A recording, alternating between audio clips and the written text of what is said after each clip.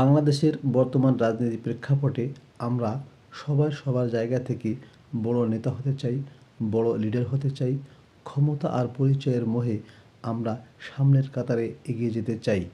কিন্তু একজন নেতা হিসাবে আমরা কি কখনো ভেবেছি একজন গরিব, দুঃখী আর অবহেলিত মানুষের বাস্তব জীবনের কথা? যাদের দিন শুরু হয় খালি পেটে, যাদের স্বপ্ন ভেঙে যায় নিত্যদিনের অভাবে, যাদের কষ্টের কথা শোনার মতো সময় কারো নেই। তাদের মুখের নীরব ভাষা কি কখনো শোনা হয়? মঞ্চে উঠে বড় বড় কথা বলা যায়, বড় বড় ধিক্কার মেরে কথা বলা যায়, কিন্তু মাঠে নেমে একজন অসহায় মানুষের হাত ধরাই হচ্ছে আসল নেতৃত্ব। নেতৃত্ব মানে শুধু আদেশ নয়, নেতৃত্ব মানে দায়িত্ব, মানবতা আর বিবেক।